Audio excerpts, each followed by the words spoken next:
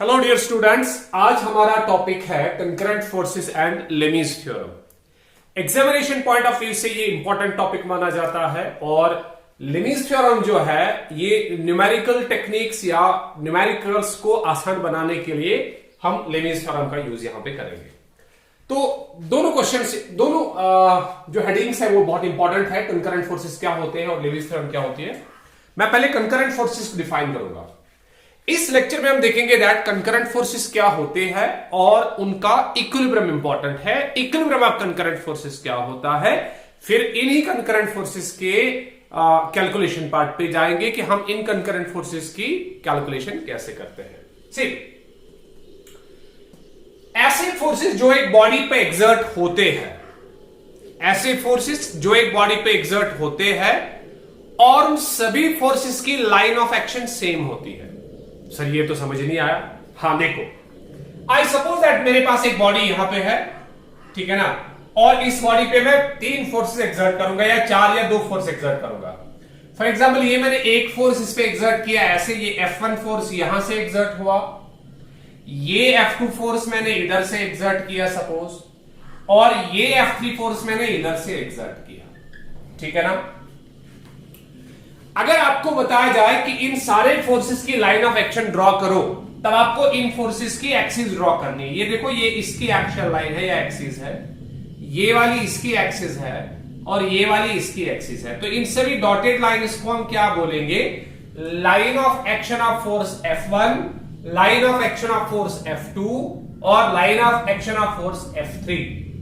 और अगर आप देखोगे इस फोर्स की और इस फोर्स की लाइन ऑफ एक्शन एक ही पॉइंट पे इंटरसेक्ट करते हैं, तो इसलिए हमने कहा दोज फोर्सेस जिनका लाइन ऑफ एक्शन एक ही पॉइंट, कॉमन पॉइंट पे इंटरसेक्ट करे, जिनका लाइन ऑफ एक्शन एक ही कॉमन पॉइंट पे इंटरसेक्ट करे, उन फोर्सेस को हम बेटा कंकरेंट फोर्सेस के नाम से जानते हैं। अब अगर किसी को ज्यादा आसानी से याद रखना है तो वो ये याद रख सकता है कि ऐसे फोर्सेस जो बॉडी पे एग्जर्ट तो होंगे लेकिन एक ही पॉइंट पे एग्जर्ट करेंगे। जैसे ये वाला फोर्स इधर पुल कर रहा है इसी पॉइंट के थ्रू, ये भी इसी पॉइंट के थ्रू पुल कर रहा है और ये भी इसी पॉइंट के थ्रू पुल कर रहा है। तो हम कहेंगे दैट जो हमने 3 फोर्सेस कंसिडर किए हैं, ये तीनों फोर्सेस कंकरेंट फोर्सेस है बिकॉज इनका लाइन ऑफ एक्शन सेम है और या ये बॉडी को एक ही पॉइंट पे एग्जर्ट होते हैं सारे फोर्सेस साइमल्टेनियसली। तो ये नाम है कंकरेंट फोर्सेस का। तो बहुत सारे फोर्सेस भी हो सकते हैं, 2 ही फोर्सेस भी कंकरेंट फोर्स हो सकते हैं।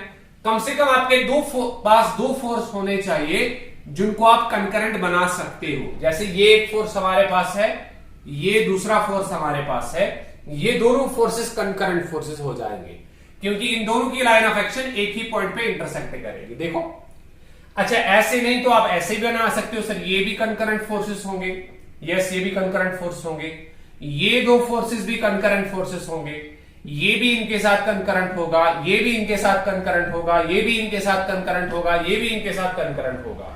तो सारे वो फोर्सेस जो एक ही पॉइंट पे अप्लाई हो या वो सारे पॉइंट्स या वो सारे फोर्सेस जो या जिनका लाइन ऑफ एक्शन सेम हो, उन सारे फोर्सेस को हम कंकरेंट फोर्सेस का नाम देते हैं। Is that clear? नाउ अब ये कंकरेंट फोर्सेस बड़े इंपॉर्टेंट बन जाते हैं जब इनका इक्विलिब्रियम बनता है या जब इनका इक्विलिब्रियम डिस्कस किया जाता है। अब सवाल पैदा होता है, sir equilibrium of concurrent forces क्या होता है? अगर इन सभी फोर्सेस का वेक्टर सम 0 के बराबर होगा, मतलब इनका रिजल्टेंट सम 0 के बराबर होगा। F1 को आपने F2 के साथ ऐड किया, उसको आपने F3 के साथ ऐड किया, वेक्टर एडिशन इनका किया। अगर इनका टोटल वेक्टर सम 0 के बराबर आता है या net force acting on the body और एक्टिंग ऑन द पॉइंट 0 के बराबर आता है, तब हम कहेंगे ये जो लगने वाले फोर्सेस यहां पे है ये बेटा कंकरेंट फोर्सेस तो है लेकिन इनका इक्विलिब्रियम एस्टैब्लिश हुआ है। तो कब कहेंगे इक्विलिब्रियम एस्टैब्लिश हुआ है? जब लगने वाले फोर्सेस का, जो भी हम फोर्सेस एक्सर्ट करते हैं, जब वो लगने वाले फोर्सेस का नेट रिजल्टेंट और वेक्टर सम 0 के बराबर होगा, तब हम बोल सकते हैं कि वो कंकरेंट फोर्सेस जो है इक्विलिब्रियम में है। सिंपल सी एग्जांपल मैं लेता हूं, जैसे मैं यहां पे एग्जांपल लेता हूं। फॉर एग्जांपल मेरे पास दो कंकरेंट फोर्स इस बॉडी पे एग्जर्ट कर रहे हैं। एक इधर की तरफ एग्जर्ट कर रहा है, इसका नाम F है या F1 है, और इसका नाम F2 है। इसका मैग्नीट्यूड भी 10 न्यूटन है, तो इसका मैग्नीट्यूड भी आई सपोज 10 न्यूटन है। जरा मुझे बता पहले, क्या ये दोनों कंकरेंट फोर्सेस है? यस सर, ये दोनों कंकरेंट फोर्सेस है। क्या इनका मैग्नीट्यूड सेम है? हाँ, इसका भी 10 न्यूटन है, इसका भी 10 न्यूटन है, लेकिन कौन सी डायरेक्शंस में एक्ट कर रहे हैं? सर अपोजिट डायरेक्शन में। तो क्या ये दोनों फोर्सेस वेक्टोरियली सब्ट्रैक्ट होंगे या ऐड होंगे? सर ये तो सब्ट्रैक्ट होंगे, क्योंकि वेक्टर्स तब सब्ट्रैक्ट होते हैं जब उनकी अपोजिट डायरेक्शन होती है। तो 10 - 10 कितना हो जाएगा? सर 10 - 10 तो 0 के बराबर हो जाएगा। मतलब नेट फोर्स इस पार्टिकल पे जो है, इस पॉइंट पे जो है, वो किसके बराबर आया? 0 के बराबर आया। इसका मतलब ये दोनों कंकरेंट फोर्सेस जो है, इनका हमने इक्विलिब्रियम एस्टैब्लिश किया है। इसीलिए मैंने बोला that equilibrium of concurrent forces क्या होता है? अगर रिजल्टेंट ऑफ ऑल फोर्सेस, जब सारे फोर्सेस का रिजल्टेंट, बॉडी पे लगने वाले सारे कंकरेंट फोर्सेस का रिजल्टेंट अगर 0 के बराबर आता है, तब हम बोलेंगे दैट इन कंकरेंट फोर्सेस का हमारे पास क्या है? इक्विलिब्रियम एस्टैब्लिश हुआ है। तो आप डेफिनेशन ऑफ कंकरेंट फोर्सेस लिख सकते हो अगर एग्जामिनेशन के लिए, और उनकी इक्विलिब्रियम कंडीशन भी आप लिख सकते हो कुछ ऐसे। तो हम क्या कहेंगे? those forces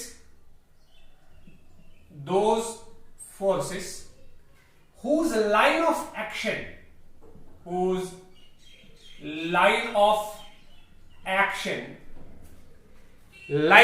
उनका intersect at a common point. अगर line of action intersect at a common point, अगर वो किसी कॉमन पॉइंट पे इंटरसेक्ट कर रहे हैं, common point, those forces whose line of action intersect at a common point are known as, इनको कहा जाता है, are known as concurrent forces। इनको concurrent forces का नाम दिया जाता है। या अगर आप सिंपल डेफिनेशन लिखना चाहते हो तो आप सिंपली ऐसे लिख सकते हो, और those forces, ऐसे forces which act at a common point, जो एक ही कॉमन पॉइंट पे एक्ट करेंगे, common point, are known as concurrent forces. वो कंकरेंट फोर्सेस कहलाएंगे, या उनको हम कंकरेंट फोर्सेस का नाम दे सकते हैं। ठीक है ना? Those are called concurrent forces. Is that clear? Now अब इनका इक्विलिब्रियम हम कब डिफाइन करते हैं? कंकरेंट फोर्सेस का इक्विलिब्रियम हम कब डिफाइन करते हैं? इक्विलिब्रियम ऑफ कंकरेंट फोर्सेस के लिए हम ऐसे लिखते हैं, if the resultant of all concurrent forces, सारे कंकरेंट फोर्सेस का रिजल्टेंट जो है, if the resultant of all concurrent forces on a body, एक बॉडी पे लगने वाले सारे कंकरेंट फोर्सेस का रिजल्टेंट जो है इज 0, अगर वो 0 होता है, देन the concurrent forces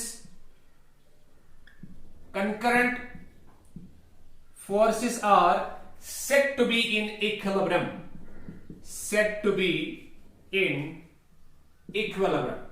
उनको हम इक्विलिब्रियम कंडीशन में बता सकते हैं। अब देखो, इस पे थोड़ा सा कॉन्सेप्ट हमें लेना है। अगर हमारे पास दो फोर्सेस एक्ट कर रहे हैं बॉडी पे, ये दो कंकरेंट फोर्सेस है, F1 इधर से, F2 इधर से, तो हम इनकी इक्विलिब्रियम कंडीशन को कैसे दिखाएंगे? That F1 plus F2 must be equal to 0। ये हमें समझ आता है सर। हाँ, net vector sum of two forces must be equal to 0, या हम इन दो फोर्सेस की इक्विलिब्रियम कंडीशन को ऐसे भी दिखा सकते हैं, F1 is equal to minus times F2। मतलब कि अगर आपको दो कंकरेंट फोर्सेस का इक्विलिब्रियम एस्टैब्लिश करना है, तब उन दो फोर्सेस की प्रॉपर्टी ये होनी चाहिए कि वो मैग्नीट्यूड में तो सेम होने चाहिए। देखो, magnitude of F1 is equal to magnitude of F2, लेकिन डायरेक्शन में वो अपोजिट होने चाहिए। तो अगर एक बॉडी पे, एक ही पॉइंट पे दो फोर्स एग्जर्ट कर रहे हैं, सच दैट उनका मैग्नीट्यूड सेम है मगर डायरेक्शन अपोजिट है, तब वो क्या बन जाएगा, condition of two concurrent forces in equilibrium, ठीक है ना। लेकिन अगर आपके पास दो फोर्सेस के बजाय तीन फोर्सेस है तो उनका कैसे करेंगे, हमें बेसिकली 3 4 5 ऐसे आगे वाले इन्हीं फोर्सेस का इक्विलिब्रियम डिफाइन करना है। देखो अगर हमारे पास दो फोर्सेस के बजाय अब तीन फोर्सेस है, ये आपको थोड़ा सा अंडरस्टैंड करना है। मुझे लगता है कि यही कंकरेंट फोर्सेस का इंपॉर्टेंट कॉन्सेप्ट है जो मैं बताने वाला हूं। देखो अगर बॉडी पे तीन फोर्सेस एक्सर्ट कर रहे हैं, फॉर एग्जांपल एक फोर्स इधर से एक्सर्ट कर रहा है, एक फोर्स इधर से एक्सर्ट कर रहा है, एक फोर्स इधर से एक्सर्ट कर रहा है, ये वाला F1 है, ये वाला F2 है, ठीक है ना, और ये F3 है, तब इसका इक्विलिब्रियम कैसे आएगा सर, इसका इक्विलिब्रियम भी ऐसे आएगा, F1 plus F2 plus F3 जो है वो किसके बराबर होना चाहिए, बोलो 0 के बराबर। उसका क्या मतलब है, F1 प्लस F2 जो है वो इस F3 को हम इधर लेके जाएंगे तो माइनस F3 बनेगा, मतलब इन दोनों का रिजल्टेंट इसकी अपोजिट डायरेक्शन में होना चाहिए। सर इन दोनों का रिजल्टेंट F1 और F2 को जब आप सम करोगे वहां से जो रिजल्टेंट निकलेगा उसकी डायरेक्शन F3 के बोलो बोलो अपोजिट होनी चाहिए और इक्वल इन मैग्नीट्यूड होना चाहिए, तभी हम तीन फोर्सेस का इक्विलिब्रियम एस्टैब्लिश कर पाएंगे। देखो ये तो हमें समझ में आएगा। हम इन दोनों का क्या करेंगे, इन दोनों का रिजल्टेंट निकालेंगे एंड आई होप दैट कि आप लोगों को याद होगा कि इनका रिजल्टेंट कैसे निकाला जाएगा। इनका रिजल्टेंट पैरेललोग्राम लॉ ऑफ एक्ट्रेडिशन से निकाला जाएगा। अब देखो मैं पैरेललोग्राम बनाने की कोशिश करूंगा, जिसको वेक्टर्स आते हैं उसको ये समझ आएगा। मैंने इसका पैरेलल वेक्टर इधर से ड्रॉ किया, इसका पैरेलल वेक्टर इधर से मैं ड्रॉ करूंगा। देखो ये एक फोर साइडेड फिगर फॉर्म हो, जिसको समझ नहीं है वो एक बार फिर से देख सकता है। देखो हमने क्या किया, ये मेरे पास F1 फोर्स था, इसको मैं इधर ड्रॉ करूंगा पैरेलल टू दिस, इसके पैरेलल में इसको ड्रॉ कर रहा हूं। देखो इसके पैरेलल मैंने इसको ड्रॉ किया, सेम मैग्नीट्यूड सेम डायरेक्शन में कुछ ऐसे, और इसका पैरेलल वेक्टर मैं इधर से ड्रॉ करूंगा। देखो ये हमारे पास एक फोर साइडेड फिगर बन गई जिसको हम पैरेललोग्राम बताते हैं, और ये इनका रिजल्टेंट होगा। मैं थोड़ा प्रॉपर्ली इसको ड्रॉ करूंगा, ये इनका रिजल्टेंट मैं अभी ड्रॉ करने वाला हूं। देखो ये पहले बेसिकली F1 होगा, ये F2 होगा और ये इनका रिजल्टेंट ऐसे होगा, ठीक है ना। तो अगर आपके पास इस फोर्स का F3 फोर्स और इस रिजल्टेंट का डायरेक्शन अपोजिट होगा, ये अपोजिट डायरेक्शन नेगेटिव साइन है, और मैग्नीट्यूड सेम होगा, तब आप इन तीन फोर्सेस का इक्विलिब्रियम एस्टैब्लिश कर पाओगे।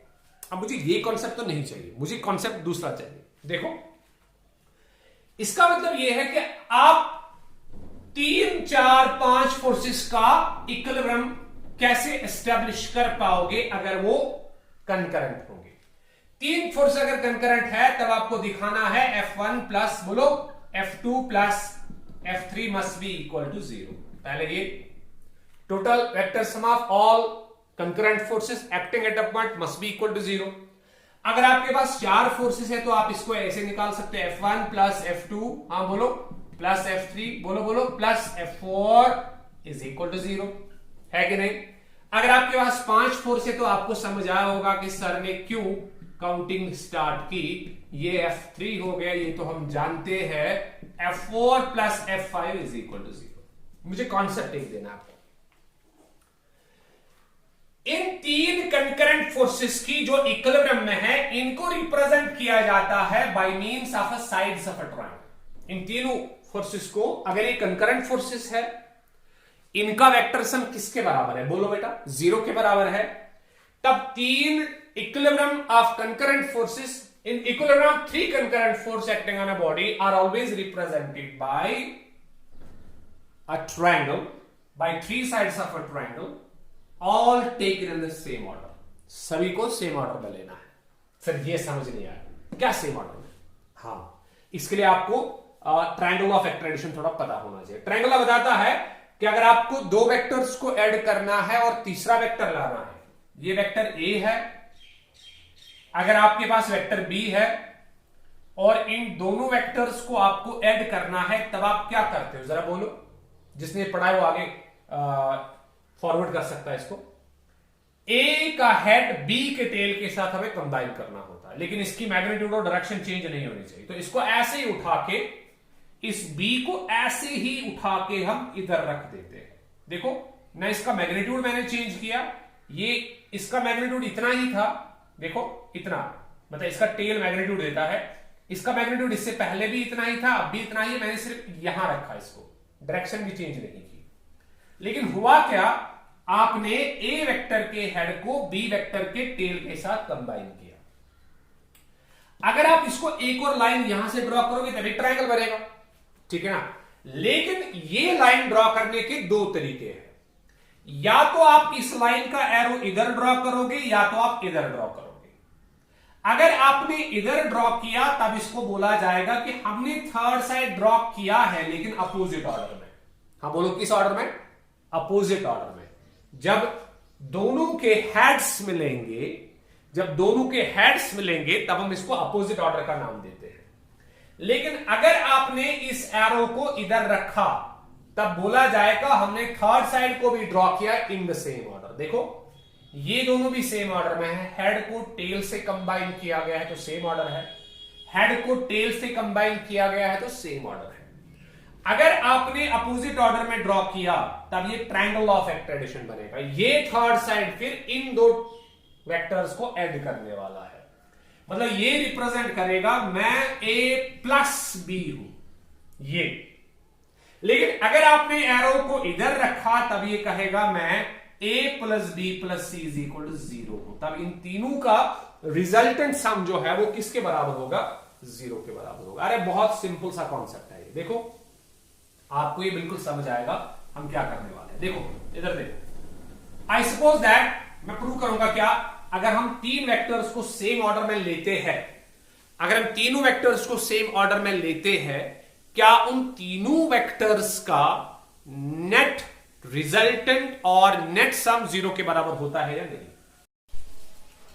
देखो हमने क्या किया, हमने कहा कि हम तीनों को सेम ऑर्डर में लेंगे। ये ए है, ये बी है, ठीक है ना, और ये सी है। इन तीनों को मैं सेम ऑर्डर में ले रहा हूं और मैं प्रूव करना चाहता हूं क्या इन तीनों का सम 0 के बराबर होगा कि नहीं। ये सी है। अब देखो जरा इन दोनों को पकड़ो, ए एंड बी, ए का हेड बी के टेल के साथ कंबाइन हुआ है। अगर मैं एक एरो ऐसे डालूं तो बोलो ये क्या रिप्रेजेंट करेगा? ये सर ये तो एडिशन रिप्रेजेंट करेगा। बोलो किसका? सर ए का और बी का, मतलब ये लाइन जो है ये ए प्लस बी को रिप्रेजेंट करेगी, ए प्लस बी को रिप्रेजेंट करेगी। हाँ सर ये तो ए प्लस बी को रिप्रेजेंट करेगी। देखो देखो इधर देखो, ए बी और सी, हमने कहा अगर हम ए और बी को ऐड करेंगे तो ये लाइन ये बनाएगा ए प्लस बी, ये ए प्लस बी अपोजिट ऑर्डर में, तो ये वेक्टर ए प्लस बी। ये मुझे अब नहीं चाहिए। देखो ये मैं रब करूंगा। अब मुझे बताओ ए और बी जुड़ के, ए और बी ने जुड़ के क्या बनाया? बोलो ए प्लस बी। अच्छा सी का मैग्नीट्यूड उतना ही होगा जितना ए प्लस बी का है। सर क्यों? क्योंकि मैग्नीट्यूड तो सेम है, क्योंकि length of the tail same है। जितनी बड़ी इसकी लेंथ है उतनी ही बड़ी इसकी भी लेंथ है। तो इसका मतलब अगर ये ए प्लस बी है तो ये सी भी कितना होगा? बोलो बोलो ए प्लस बी। क्या मैग्नीट्यूड दोनों का सेम है? हाँ सर, लेकिन डायरेक्शन तो अपोजिट है। सर ए प्लस बी को ऐसे ड्रॉ किया जाएगा, सी को ऐसे ड्रॉ किया गया है, तो हमारे पास लास्ट में क्या मिले? दो वेक्टर्स जिनका मैग्नीट्यूड सेम है मगर डायरेक्शन अपोजिट है, तो नेट कितना होगा? सर नेट तो 0 होगा। इसका मतलब अगर आप ऐसे बनाओगे, देखो अगर आप ऐसे बनाओगे, एक वेक्टर इधर से फॉर एग्जाम्पल ए वेक्टर इधर से, बी वेक्टर इधर से, ये ए है, ये बी है और सी इधर से, सारे आप सेम ऑर्डर में कंसीडर करोगे। ए का हेड बी के टेल के साथ, बी का हेड सी के टेल के साथ, तब इन तीनों वेक्टर्स का जो रिजल्टेंट सम है वो 0 के बराबर होगा। इसीलिए हमने कहा जब आप कोई भी कॉम्बिनेशन बनाते हो, जैसे मैं एक और कॉम्बिनेशन बनाता हूं, देखो ये एक और कॉम्बिनेशन है, ये वेक्टर ए है, ये वेक्टर बी है, ये वेक्टर सी है और ये वेक्टर डी है। क्या ये सारे वेक्टर सेम ऑर्डर में लिए गए हैं? Yes sir. ये वेक्टर ए, ये वेक्टर बी, ये सी और ये डी, ये सारे सेम ऑर्डर में लिए गए हैं, क्योंकि ए का हेड बी का टेल, बी का हेड सी का टेल, सी का हेड बी का टेल। इन सभी वेक्टर्स का सम जो है वो किसके बराबर होगा? 0 के बराबर होगा। अगर हम एक पॉलीगन बनाएंगे और उस पॉलीगन में सारे वेक्टर्स की डायरेक्शन सेम रखेंगे, सारे वेक्टर्स को सेम ऑर्डर में कंसिडर करेंगे, तब इन सभी वेक्टर्स का सम जो है, रिजल्टेंट सम जो है वो किसके बराबर होगा? वो सर 0 के बराबर होगा। इसलिए हमने कहा कि अगर ये चीज ट्रू है कि अगर आपके पास उन सभी वेक्टर्स का रिजल्टेंट 0 के बराबर होता है जिनको सेम ऑर्डर में लिया जाएगा। अगर 3 वेक्टर्स है तो ट्रायंगल बनाएंगे, 4 है तो पैरेललोग्राम बनाएंगे, ठीक है ना, स्क्वायर या रेक्टेंगल बनाएंगे। अगर 5 है तो पेंटागन बनाएंगे, 6 है तो हेक्सागन बनाएंगे, इसी तरह से इससे ज्यादा है तो पॉलीगन बनाएंगे। तब हम इन सारे फोर्सेस का इक्विलिब्रियम उन्हीं शेप से रिप्रेजेंट कर सकते हैं। सर कैसे? देखो, F1 plus F2 plus F3 किसके बराबर है? 0 के बराबर। मतलब कितने वेक्टर्स का सम 0 के बराबर है? सर 3 वेक्टर्स का सम। इसको कैसे रिप्रेजेंट किया जाएगा? सर इसको तो फिर ऐसे रिप्रेजेंट किया जाएगा, देखो F1 ये है, इसको F2 के साथ सेम ऑर्डर में ले लो, उसको F3 के साथ सेम ऑर्डर में ले लो, तो ये F1 plus F2 plus F3 0 के बराबर आ जाएगा, है कि नहीं? इसी तरह से अगर आप इधर एक पैरेललोग्राम बनाओगे, F1 plus F2 plus F3 plus F4 0 है, तो हम F1 ड्रॉ करेंगे, F2 ड्रॉ करेंगे, F3 ड्रॉ करेंगे और F4 ड्रॉ करेंगे। सारे वेक्टर्स को हम सेम ऑर्डर में कंसिडर करेंगे, तो आपके पास ये डिफाइन करेगा, it is the condition of 4 concurrent forces to be in equilibrium. It is the condition of 3 concurrent forces to be in equilibrium. क्या हम ऐसा बता सकते हैं? 3 concurrent forces in equilibrium can be represented by 3 sides of a triangle, but all taken in same order. सभी को same order में लेना है। 4 concurrent forces in equilibrium can be represented by means of a parallelogram, all taken in the same order. इसी तरह से आगे 5, 6, 7, 8, 9, 10, 100, 1000 उनको रिप्रेजेंट किया जाएगा by sides of a polygon. Polygon में सारी शेप्स आएगी, by sides of a polygon, all taken in the same order. So you can add this also to your note that हम क्या लिखने वाले हैं। देखो, the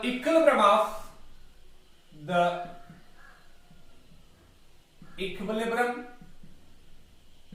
of 3 concurrent forces, 3 concurrent forces का equilibrium, 3 concurrent forces is represented किससे? by the sides of a triangle, लेकिन but all taken in same order. आपको सभी सेम ऑर्डर में लेने पड़ेंगे। तो कुछ ऐसे, ये आपने एक ट्रायंगल बनाया, ये आपने पहला फोर्स ड्रॉ किया, ये आपने दूसरा फोर्स ड्रॉ किया और ये आपने तीसरा फोर्स ड्रॉ किया। ये रिप्रेजेंट करेगा F1 plus F2 plus F3 is equal to 0। मतलब 3 कंकरेंट फोर्सेस का equilibrium condition. Similarly the equilibrium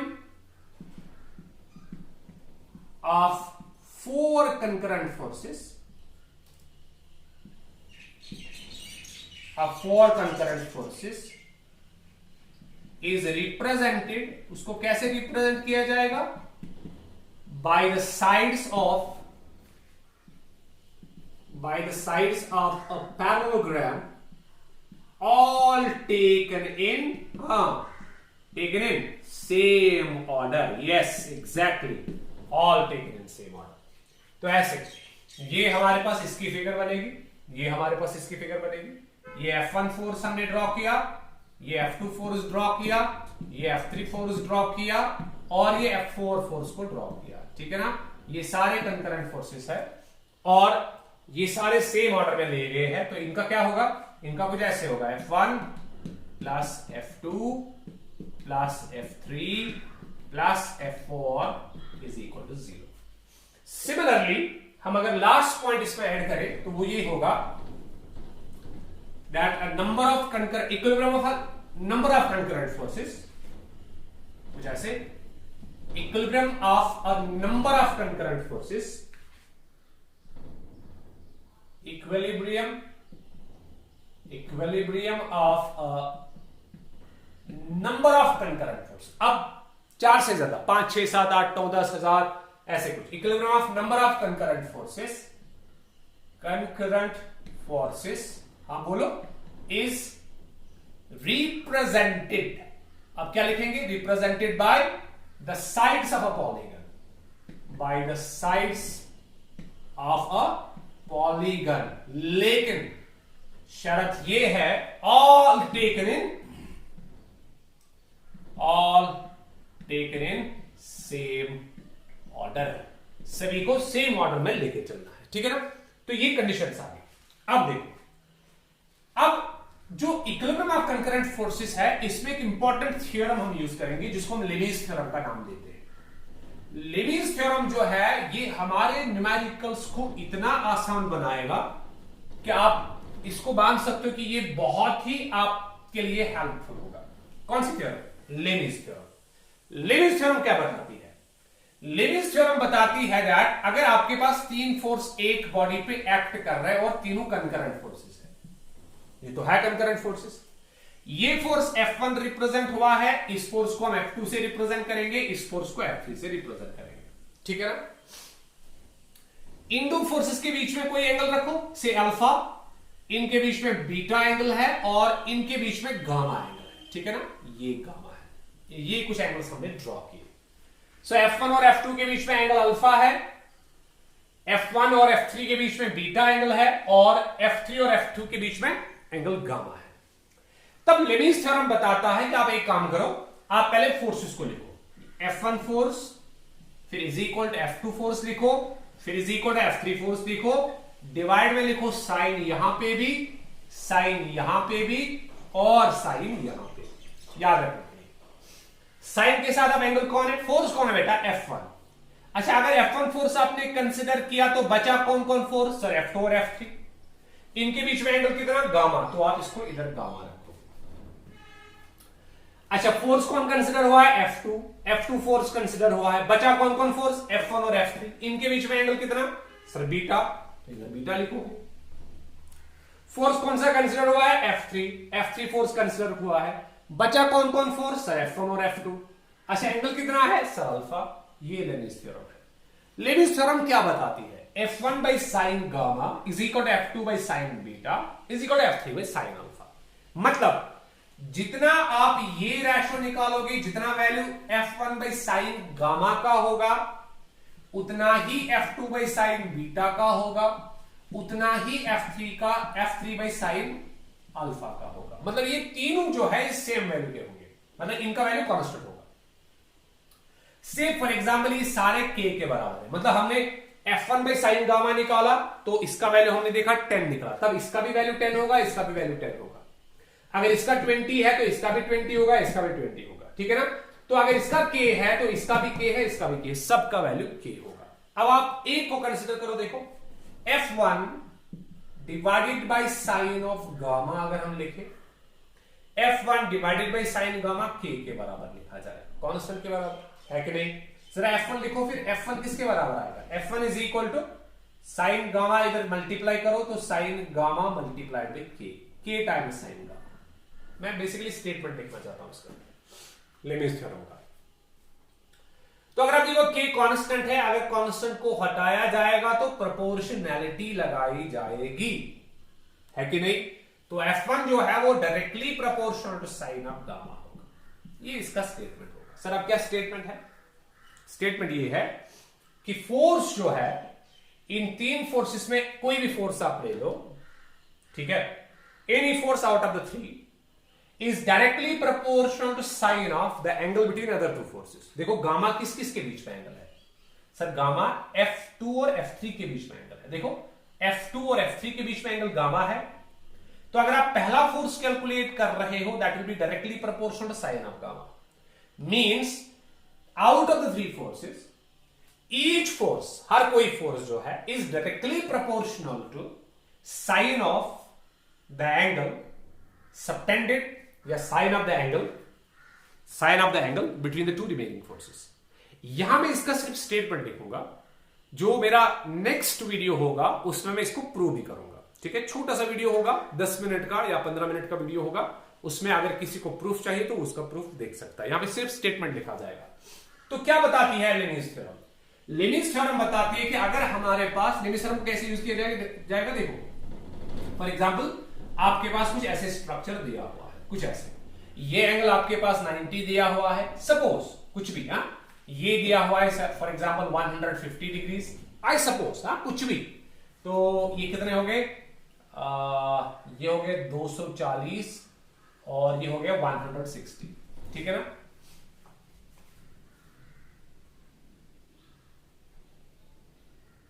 एक 150 और 90 हो गए 140, 240, तो 340, तो 360, 120, ये 120 रखे। टोटल आना चाहिए ना 360, वही मैं हिसाब लगा रहा था इसका, 360 आएगा कि नहीं, कुछ भी व्हाटएवर। तब आपको कैसे लेनिज थ्योरम लिखनी है? F1 इज इक्वल टू बोलो F2 इज इक्वल टू बोलो F3 डिवाइडेड बाय इधर क्या, साइन इधर भी, चलो साइन इधर भी और साइन इधर भी। समझ आ रहा है? अच्छा, इधर क्या आएगा? F1 हमने लिया है तो F2 और F3 के बीच में एंगल 150 डिग्री, खत्म हो गया ये। F2 डिवाइडेड साइन, F2 हमने लिया है तो F1 और F3 के बीच में कितना, 120, सो ये 120। F3 हमने कंसीडर किया तो इसको इसके बीच में 90 डिग्री। ये हमने लेनिज थ्योरम यहां पे अप्लाई की है, तो ये इसके बराबर होगा, वो इसके बराबर होगा। तो लेनिज थ्योरम का कॉन्सेप्ट क्या है? What is the statement of Lami's theorem? Lami's theorem का स्टेटमेंट क्या है और इसको कैसे लिखा जाता है, आपको ये समझ आ रहा होगा। अगर आप नोट करना चाहो तो आप लेनिज थ्योरम का स्टेटमेंट नोट कर सकते हो। स्टेटमेंट क्या बताता है, अभी मैं सिखा रहा था। According to Lami's theorem,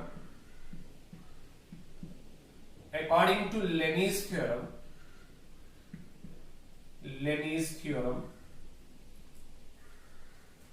each force in a group of three, in a group of बोलो 3 क्या, 3 concurrent forces, लेकिन किस में? in a group of 3 concurrent forces, लेकिन किस में? in equilibrium। पहले इक्विलिब्रियम होना चाहिए, मतलब पहले तो कंकरेंट होने चाहिए, उसके बाद इक्विलिब्रियम होना चाहिए 3 फोर्सेस का, अगर 3 फोर्स लग रहे हैं तो। According to Lami's theorem, each force in a group of 3 concurrent forces in equilibrium is equal, हर कोई फोर्स किसके बराबर, किसके प्रोपोर्शनल होता है? Is directly proportional, is directly proportional, किसके बोलो? is directly proportional to the sine, S-I-N-E, sine of what? Sine of angle between the two remaining forces। yes, जो 2 बचे फोर्सेस है उनके बीच में जो एंगल है उसको साइन लगा लो, आपको लेनिज थ्योरम मिलेगी। एग्जाम्पल हम लेंगे इसी का, इस पे लेनिज थ्योरम लगाएंगे। ये देखो, ये हमने लेनिज थ्योरम लगाई यहां पे, ये F1 है, ये F2 है, ये F3 है, ठीक है ना। इसको हम मान के चलेंगे अल्फा, ठीक है ना, इसको मान के चलेंगे बीटा, इसको मान के चलेंगे गामा। तो हम लेनिज थ्योरम कैसे लिखेंगे? F1 इज इक्वल टू बोलो F2 इज इक्वल टू बोलो शाबाश F3, डिवाइड में इधर भी साइन और इधर भी साइन। अब एंगल लिखे जाएंगे F1 divide by sine of F2 और F3 के बीच में, सर F2 और F3 के बीच में अल्फा, तो sine of alpha. F2 divide by F2 हमने लिया था F1 के और F3 के बीच में, सर बीटा, और इधर भी गामा आएगा, ठीक है ना। ये हमारे पास स्टेटमेंट है लेनिज थ्योरम का, इसको मैं प्रूव करूंगा नेक्स्ट वीडियो में। लेकिन अभी हम इस लेनिज थ्योरम पे सीखेंगे दैट क्या वाकई में लेनिज थ्योरम हमें न्यूमेरिकल सॉल्व करने में बहुत आसानी करती है या नहीं। मैं एक न्यूमेरिकल लिखता हूं, पहले मैं उसको ऑल्टरनेट मेथड से कर लूंगा, मतलब नॉर्मल मेथड से वेक्टर्स यूज करूंगा, उसके बाद मैं उस पर लेमिस थ्योरम यूज करूंगा। देखते हैं क्या हमें आसानी होती है या नहीं होती है, ठीक है ना। सी हम क्या करेंगे,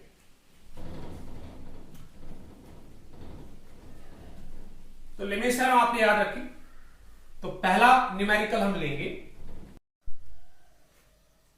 अब हम एक न्यूमेरिकल लेते हैं, हम देखते हैं पहले हम इसको वेक्टर मेथड से सॉल्व करेंगे, उसके बाद लेमिस थ्योरम लगाएंगे, देखते हैं क्या लेमिस थ्योरम वाकई में हमें कैलकुलेशंस आसान करती है या नहीं। सवाल बताता है कि हमारे पास एक मास हैंगर है, कुछ ऐसे मास हमारे पास हैंग था, ठीक है ना, कुछ ऐसे 6 किलो का मास हैंगर है, ठीक। और इस पे यहां पे क्या किया जाता है, इसको प्लग किया जाता है और एक स्ट्रिंग हम यहां से बांध रहे हैं और उस पे हम 150 न्यूटन का फोर्स इधर की तरफ लगाते हैं। अगर आप देखोगे, अगर ऐसा हुआ तब इस स्ट्रिंग की कंडीशन कुछ ऐसे बन जाएगी। देखो इस स्ट्रिंग की कंडीशन कुछ ऐसे बनेगी, ये हमारे पास स्ट्रिंग ऐसे चला जाएगा इधर, फिर इधर मास हैंग होगा, देखो ये मास हैंग हो गया कब, जब आपने इधर इसको खींचा, यहां से आप 150 न्यूटन फोर्स से खींच रहे हो, इसका मास 6 किलोग्राम है, ठीक है ना। हमें बताना है दैट ये कितने एंगल से डिफ्लेक्ट हुई होगी ये रस्सी या ये स्ट्रिंग, अगर ये सारा सिस्टम जो है इक्विलिब्रियम में है।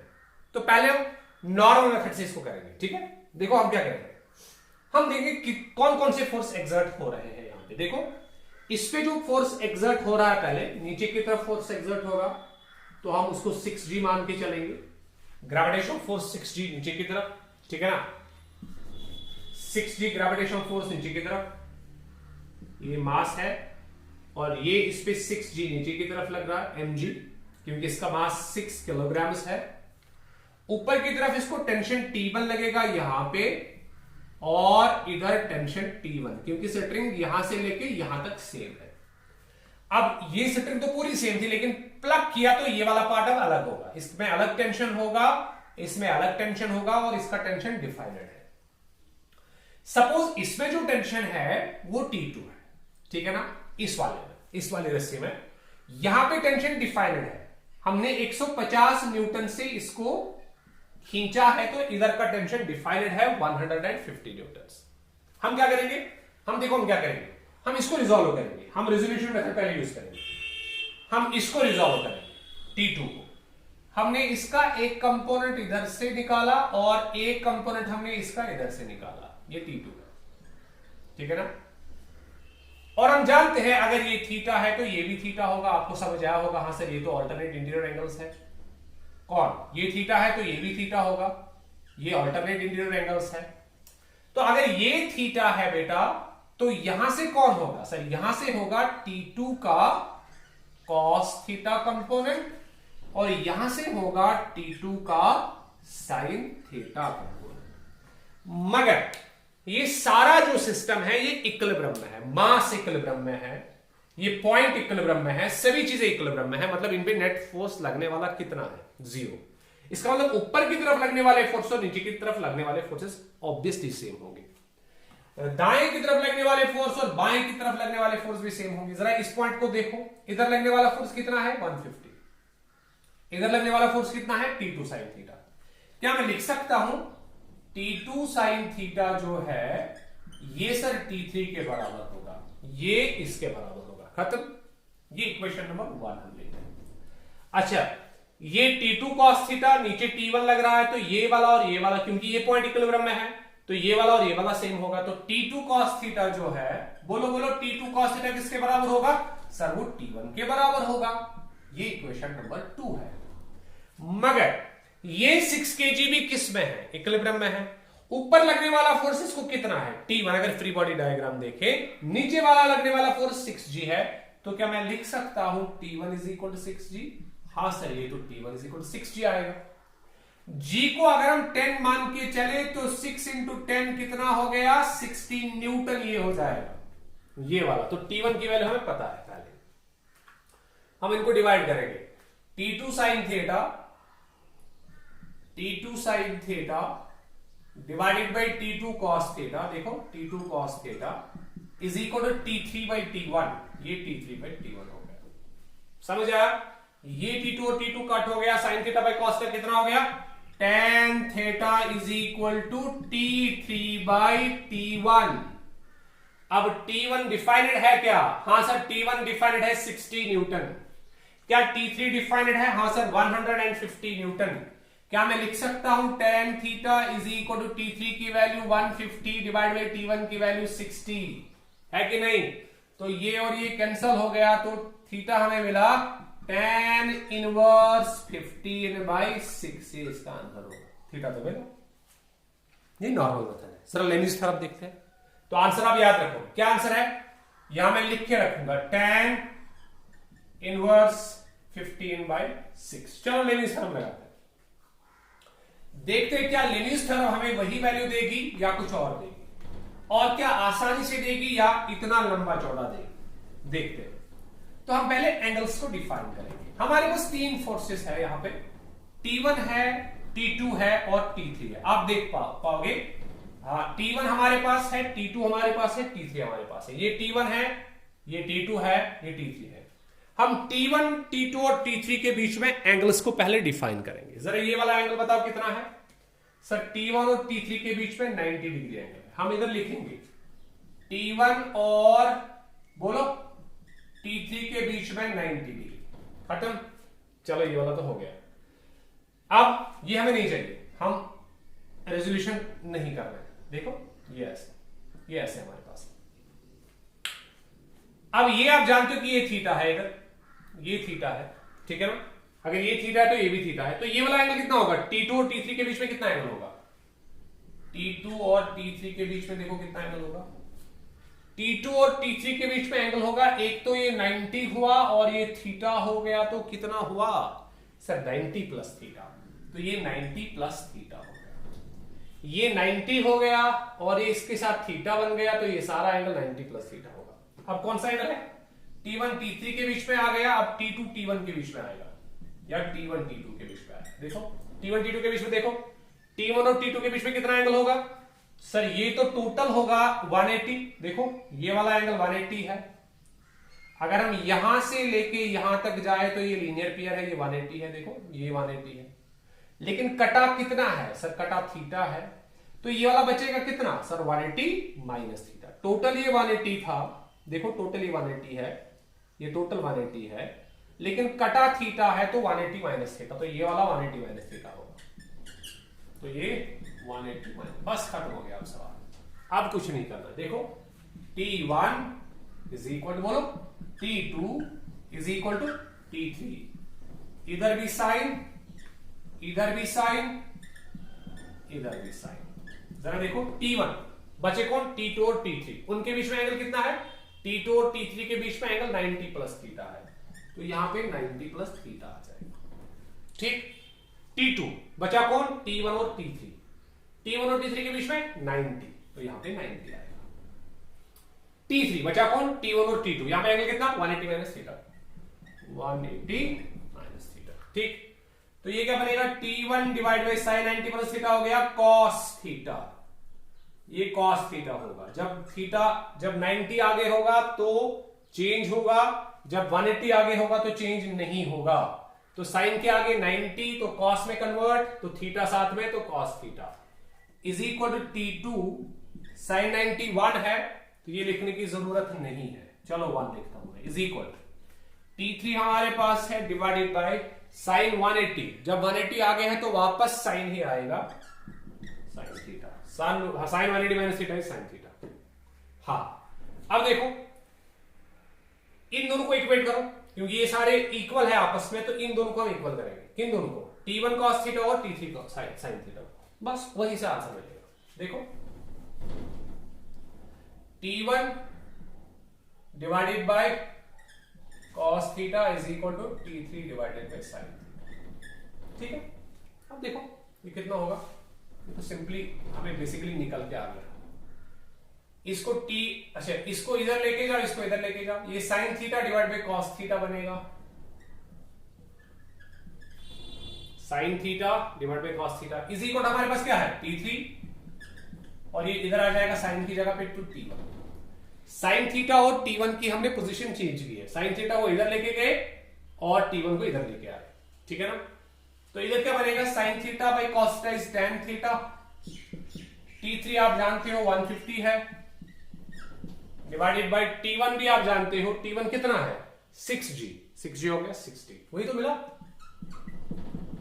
सो tan theta is equal to 15/6, theta is equal to tan उधर जाएगा तो tan इनवर्स 15/6 आएगा, वही तो आंसर है। तो यहां पे आपको रेजोल्यूशन वगैरह की जरूरत नहीं पड़ेगी, यहां पे आप स्ट्रेट वे क्वेश्चन कर सकते हो। अब मैं और एक क्वेश्चन लिखता हूं सो दैट आप लेमिंस थ्योरम अप्लाई करके उस क्वेश्चन को कर सको।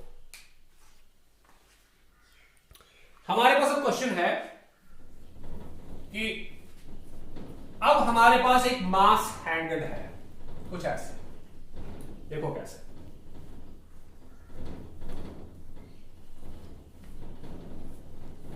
एक किलो का मास हैंड है दो रस्सियों से और हमें बताना है, देखो इक्विलिब्रियम में कॉन्सेप्ट है या इक्विलिब्रियम में सारा कुछ है। ये ऐसे, ये हमारे पास एक सपोर्ट है, यहां से हमने दो स्प्रिंग्स निकाले हैं, थोड़ा सा बड़ा बनाता हूं इसको मैं, ये ऐसे इनको इन स्प्रिंग्स को यहां पे ज्वाइन किया है, देखो कहां पे, इधर, ठीक है ना। और वहीं पे एक मास को हैंग किया है, 1 kg मास यहां पे हैंग है,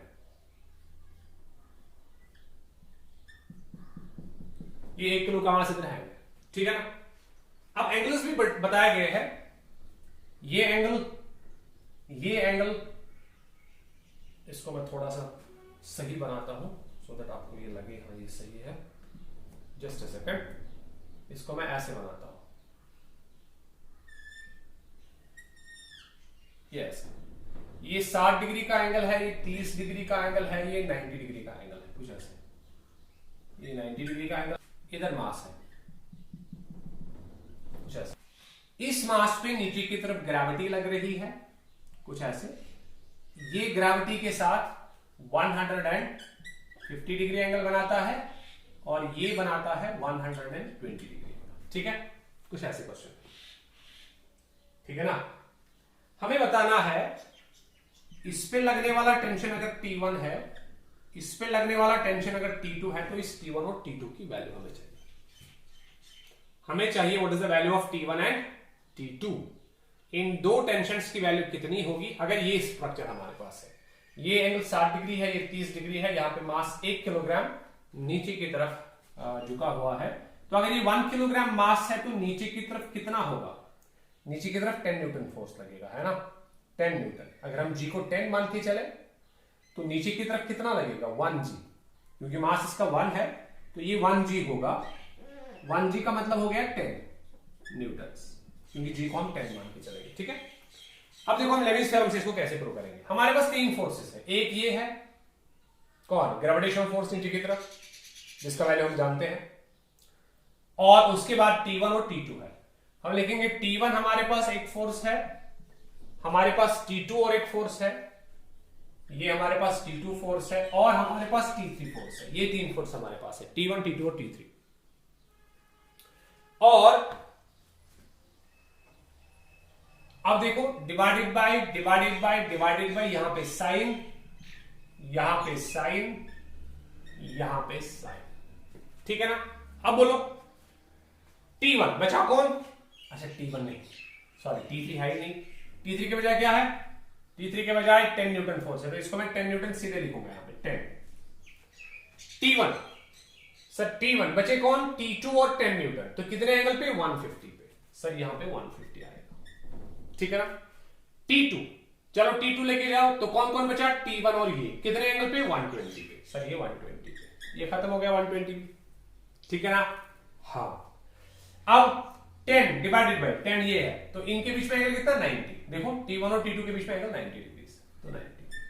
अब इनको सॉल्व करना है, साइन 150, चलो साइन 150 को सॉल्व करेंगे, हम ऐसे लिखेंगे साइन 150 को, T1 divided by sign of 180 में से 30 काटेंगे तो 150 रहेंगे, 150 को मैंने लिखा 180 माइनस 30 तभी 150 रहेगा, is equal to T2 divided by, बोलो साइन ऑफ, हाँ बोलो कितना, 180 डिग्रीज माइनस कितने काटेंगे 120 रहेगा 60 डिग्रीज, इज इक्वल टू क्या है 10 डिवाइड बाय साइन 91 है तो लिखने की जरूरत नहीं है। गुड, चलो आगे, तो T1 divided by sign of 180, जब आगे 180 तो साइन साइन ही रहेगा तो साइन 30, ये साइन 30, जब आगे 180 है तो साइन साइन ही रहेगा तो साइन 30 आएगा, is equal to T2 divided by sine 180 आ गया है तो 60 आएगा तो साइन 60 आएगा, साइन 60 आएगा, is equal T1 by sine 30 भी 10 के बराबर है, T2 बाय साइन 60 भी 10 के बराबर है, हमको T1 और T2 मिल जाएगा। अरे अब बहुत आसान है ये। तो लेविस थ्योरम जो है, देखो ये कितना क्वेश्चंस को आसान बना दिए, कितना हमें क्वेश्चन खतरनाक लगा था कि 2 स्प्रिंग्स है, अब टेंशंस बताने हैं, मास हैंगड है 1 kg का, तो ऐसे ऐसे देखो। अब हम क्या करेंगे, हम बेसिकली 2 इक्वेशंस यहां से बनाएंगे। एक हम लिखेंगे T1 डिवाइडेड बाय साइन 30 जो है वो भी 10 के बराबर होगा, 10 के बराबर होगा, ठीक। तो T1 किसके बराबर आएगा, T1 सर आएगा 10 साइन 30, और साइन 30 आपको पता होगा वो 1/2 के बराबर होता है, तो 10 इंटू 1/2 हो गया 5, तो 5 न्यूटन पहला टेंशन होगा। T2 डिवाइडेड बाय साइन 60 जो है वो भी 10 के बराबर होगा, क्योंकि ये भी 10 के बराबर है, ये भी 10 के बराबर है, तो T2 हमें मिलेगा, T2 is equal to 10 sine 60 degree. Sine 60 आपको याद होगा ये √3/2 के बराबर होता है, तो ये 2 5 10 हो जाएगा, तो 5√3 आंसर आएगा। तो ये हमारे पास कुछ क्वेश्चंस है जो लेबनिज थ्योरम से हम इस तरह के क्वेश्चंस को सॉल्व कर सकते हैं। तो ये अब हमारा जो है पहला लॉज ऑफ मोशन का सब यूनिट खत्म हो गया।